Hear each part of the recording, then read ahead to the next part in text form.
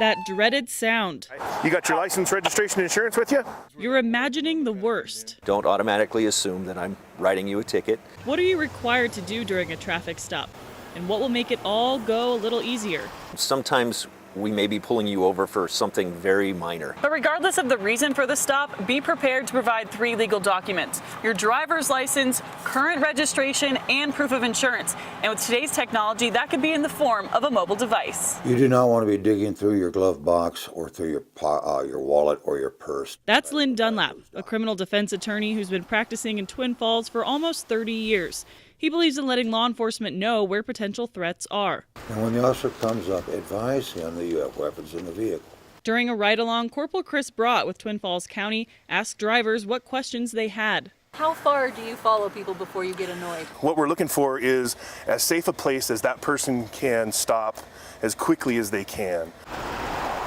Motorists have a lot of misconceptions too.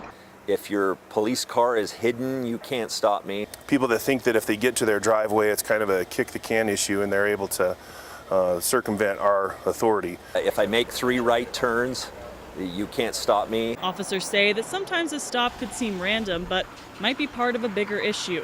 We might treat you as a criminal because we've had a report of something criminal that's happened and we don't know if we've got the right car or not. It's crucial that everyone keeps their attitudes in check. Do not argue. Be cooperative. If you act annoyed or bothered, sometimes that takes us a little bit longer to work through. During a stop is not the time to plead your case. That's why if you're looking at something that's going to affect your ability to drive, you need to go over it with an attorney. If we're stopping you, there's probably a good reason for it. If he says, I believe that you failed to turn your signals on, you can simply say, I disagree. That's it. Make sure that your encounter is being recorded. Ask him if the tape is on, if he's recording this, and if he's not, ask him if he can. Copy.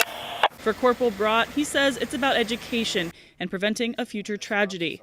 I like to think that perhaps I saved someone's life. Dunlap says it's important to remember that officers are people too. I have learned that no matter what I may or may not have done,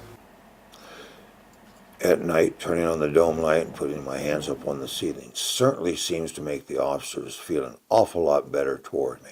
We want the relationship between the community and the police to work. I've had citations too, and I will tell people at the car, I know it's not pleasant. Courtesy and honesty go a long way. If somebody's honest with me and if they're courteous, a lot of times that goes a long way with the officer. I have a responsibility to try to make sure that the streets or the highways or in some jurisdictions in interstate are as safe as we can possibly make them.